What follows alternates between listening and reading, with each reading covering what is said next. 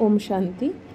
बाबा ने कहा, बच्चे तुम शरीर नहीं हो, तुम एक आत्मा हो, बिंदु स्वरूप लाइट माइट आत्मा हो।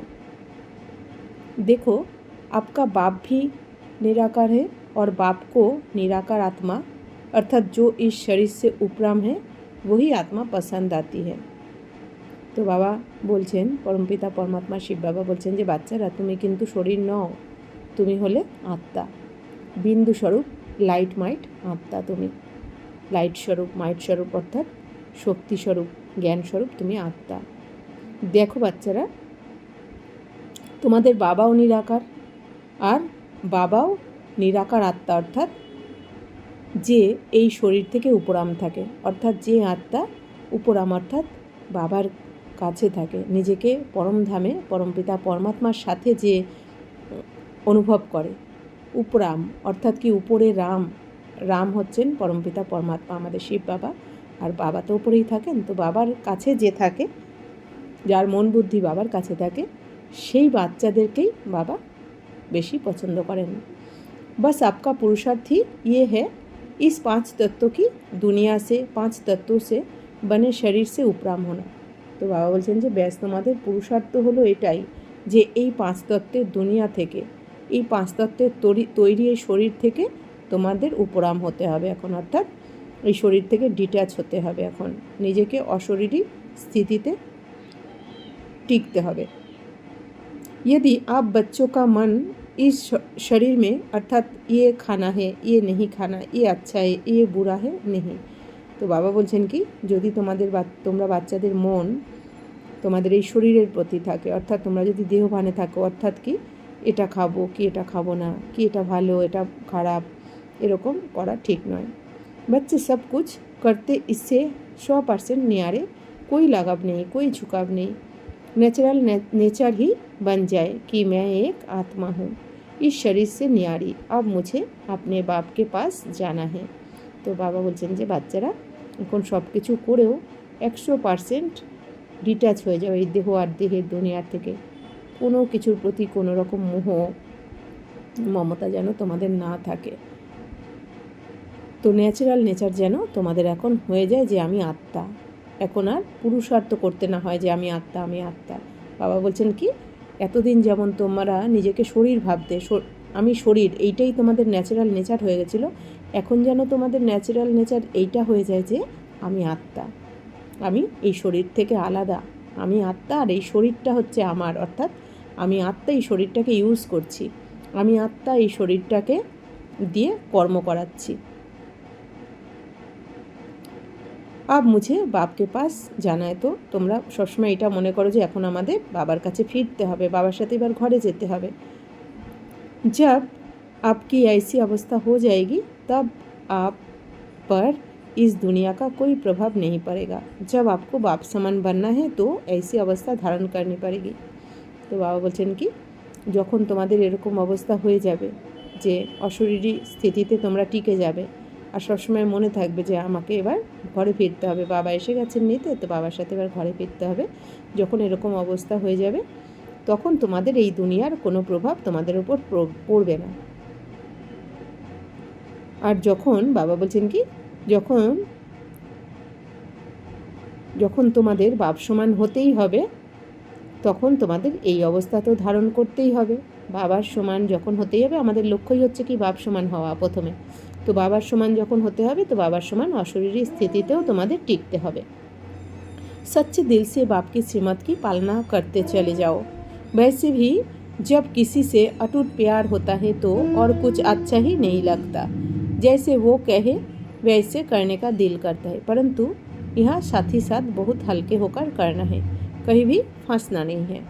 तो परमपिता परमात्मा बोलছেন, शिव बाबा बोलছেন যে সত্য হৃদয় দিয়ে তোমাদের বাবার শ্রীমতের পালনা করতে হবে এখন, অর্থাৎ বাবা যেরকম যেরকম বলছেন বাবার শ্রীমতে চলতে থাকো তোমরা। আর তাছাড়া বাবা বলছেন কি, যখন কারোর সাথে অটুট ভালোবাসা থাকে তখন তার তো অন্য কিছু ভালো লাগে না, যাকে কেউ ভালোবাসে তখন তো তার কথা শুনে চলতেই ভালো লাগে। তো বাবাও বলছেন কি, যে যখন কেউ কাউকে ভালোবাসে তখন সে যেরকম বলে সেই অনুযায়ী কিন্তু অন্যজন করে। তো বাবা বলছেন কি তোমাদেরও এখানে বাবার কথা মতো চলতে হবে, বাবার শ্রীমত অনুযায়ী চলতে হবে, আর তার সাথে সাথে হালকা হয়েই তোমাদের সব কিছু করতে হবে। কোথাও ফেঁসে গেলে চলবে না, অর্থাৎ এই দেহ বা দেহের দুনিয়ার পেছনে কোনো ব্যক্তি, বস্তু, পদার্থ কোনো কিছুর পেছনে ফেঁসে গেলে কিন্তু চলবে না। बाबा बोलছেন यदि आपकी मन बुद्धि किसी भी चीज़ के प्रभाव से डिटैच है, अर्थात बस बाप के साथ का या बाप की बातों में ही एंजॉय करते हो तो आप अपनी मंजिल के समीप हो।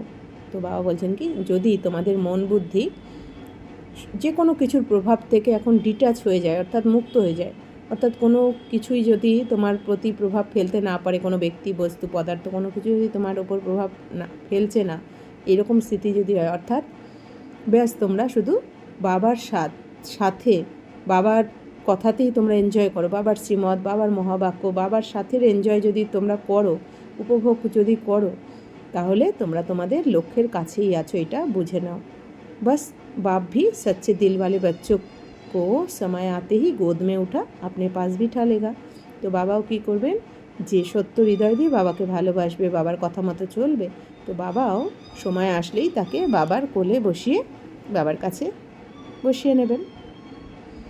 बस बच्चे आपको इस दुनिया में रहते इस दुनिया से 100% न्यारे होने का सच्चे दिल से पुरुषार्थ करना है।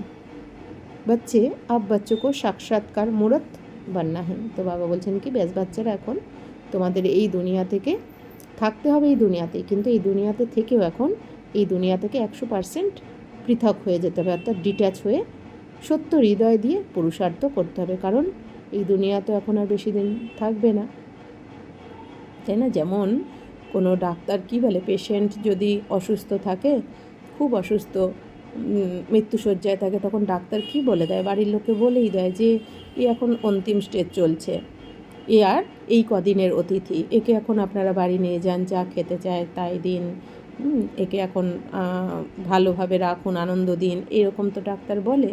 তো তখন তার বাড়ির লোকও কী হয়, নিশ্চিন্ত থাকে, তাদের মন খারাপ হয় না, কারণ ডাক্তার আগে থেকেই বলে দিয়েছে যে এ এখন অন্তিম স্টেজে রয়েছে, এ আর অল্প কদিনের অতিথি মাত্র। তো এটা যেহেতু ডাক্তার বলে দেয়, তো বাড়ির লোকও তো এই জন্য চিন্তা করে না, মন খারাপ হয় না অতটা। ঠিক সেই রকমই বাবাও কী বলছেন, এখন এই দুনিয়াও অন্তিম স্টেজে চলছে, এই দুনিয়ারও এখন অক্সিজেন চলছে বলতে গেলে। তো মানে কি এই দুনিয়া এখন খুব তাড়াতাড়ি সমাপ্ত হয়ে যাবে, কারণ পুরানো দুনিয়া এখন পতিত দুনিয়া, এই দুনিয়া সমাপ্ত হয়েই আবার নতুন দুনিয়া শুরু হবে ড্রামা অনুসার। এই জন্য বাবা বলছেন কি এই দুনিয়া থেকে তোমরা এখন মন বুদ্ধিকে উপরাম করে নাও। বাচ্চে আব বাচ্চো কো সাক্ষাৎকার মূরত বাননা হয়। তো বাবা বলছেন কি বাচ্চারা তোমাদের এখন সাক্ষাৎকার মূর্তি হতে হবে, অর্থাৎ প্রত্যেকে এই দুনিয়াতে সবাই সাক্ষাৎকার করবে তোমাদের। इसलिए आपका रहना, खाना, पहनना, बोलना अर्थात सब कुछ बहुत रॉयल होना चाहिए। सन्यासी मिसल नहीं बल्कि देवताओं मिसल ऊँच भी और न्यारापन भी, अर्थात 100% সন্তুষ্ট। তো বাবা বলছেন যে এখন তোমাদের সাক্ষাৎকার মূর্ত হতে হবে, এই জন্য তোমাদের রেহেন সেন, অর্থাৎ কি তোমাদের থাকা খাওয়া, তোমাদের কথা বলা, তোমাদের কথা যেন মধুর হয়, তোমাদের চাল চলন সব কিছু যেন রয়্যাল হয়, সন্ন্যাসীদের মতো নয়। সন্ন্যাসীরা যেমন ঘরবার ছেড়ে জঙ্গলে চলে যায়, ওরকম বাবা বলছেন কি তোমাদের জঙ্গলে যেতে হবে না, সন্ন্যাসীদের মতো ঘরবার ছাড়তে হবে না, থাকতে হবে তোমাদের ঘর গৃহস্থতেই, কিন্তু তোমাদের ঘরে থেকেও দেবতাদের মতন উঁচুর থেকে উঁচু, পবিত্র আর কি, সব কিছুর থেকে পৃথক, অর্থাৎ ডিট্যাচ থাকতে হবে, অর্থাৎ 100% সন্তুষ্ট তোমাদের থাকতে হবে। ওম শান্তি।